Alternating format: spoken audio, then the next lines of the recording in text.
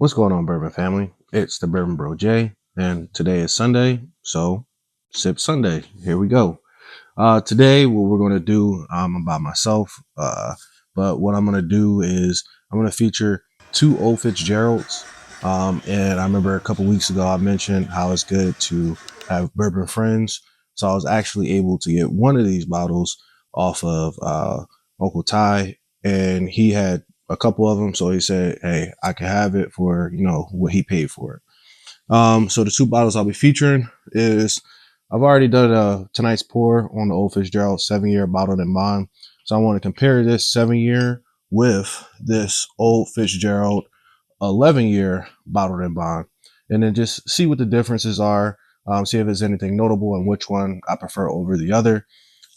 Previously, I was hanging out with a couple of friends, maybe about a year or so ago, and he did have in his collection a old Fitz 9 and old Fitz 11, and I enjoyed both of those. But that was a while ago. I can't really recall, what it was on the nose and the palate. So now that I have a bottle of 11 for my own, I'm gonna see what it has in store for me. So, with that in mind, these both are fresh bottles. So, we'll see what kind of pop we can get off of them. So, this is the Old Fit 7. Nice pop. So, a little bit about the Old Fit 7. It is a bottled in bond, obviously. So, coming in at 100 proof. MSRP should be around like $60, I believe. And yeah, I mean, if you have any more interest, you can check my tonight's pour for when I featured the Old Fit 7, or do a little Googling and see what kind of research you can find for yourself. So on the nose,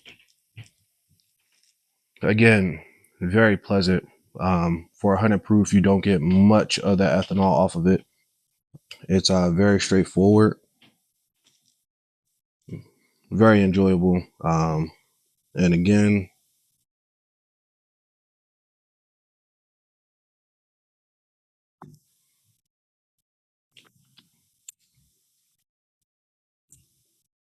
on the palate, very very enjoyable. What I will say about the previous bottle that I featured on tonight's pour, it was an older bottle. I had it for a while and it was open, so it had a lot of head in it.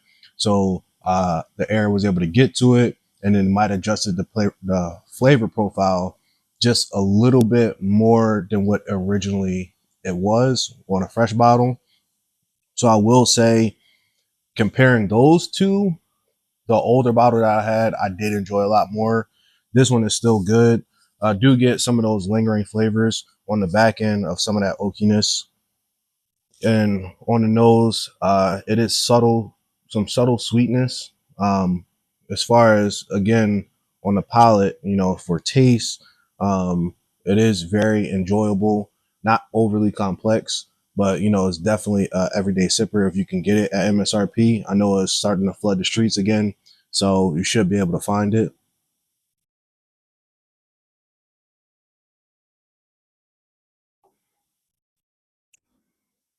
Yeah, again, just very solid all the way through. Now, for the old Fitz, 11-year bottled and bond, beautiful decanter bottle. All the old Fitz bottles look very good.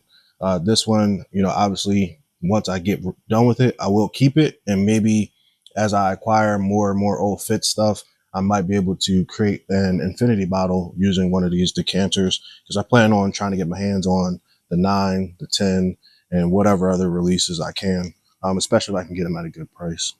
So with this one, let's give it a just break that seal, give it a nice, beautiful pop. Beautiful. Look at that.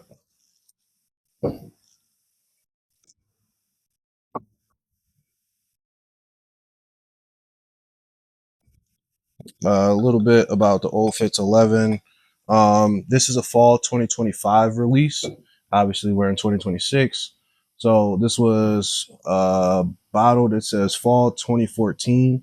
So 2014, 2025, 11 years. It should MSRP for around 160 bucks. If you can find it for that, great. I saw an old Fitz 9 at one of my local spots, and he had it listed, I think, for 400. So obviously, if you can get it at MSRP, grab it, and then you can just save it, and keep it for a special occasion. I do have interest in some more of the old Fitzes, those older age statements. Just got to see if I can rack up some rewards points at some of my local places and try to make that price a little bit easier to pay for. On the nose, it's very similar to the 7, but like a lot dreamier, if that makes sense. It's just better. You do get some of those sweet notes, maybe like some dark fruits, maybe just sitting on the back, not overly pungent. Maybe like some orange zest or like some orange peel in there, like a burnt orange kind of smell. Mm,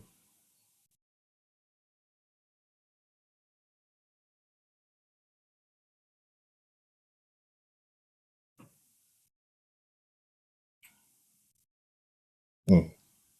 That's really good. Really, really good. Um, Almost speechless. It does have that finish of like that leathery kind of finish on the back end. It does linger for a little while. Um, do get some of that, like, I want to say a little bit of that oakiness.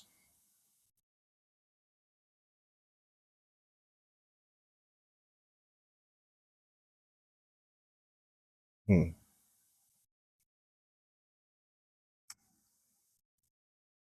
it's very good. I mean, I could drink this all day. Obviously, I'm not going to, but I could. It's very pleasant. The flavor profile is there. It's very robust. And like I said, it does have a lingering finish on it. Um, and out of the two, obviously, for the price, I'm gonna always choose the 7 year. But if I had a bank account that was bottomless and had all the money in the world, I would have as many bottles as this 11 as I can get my hands on. It's very delicious. I can't wait to try some more old Fits, especially the older age statements, and see what they have to offer.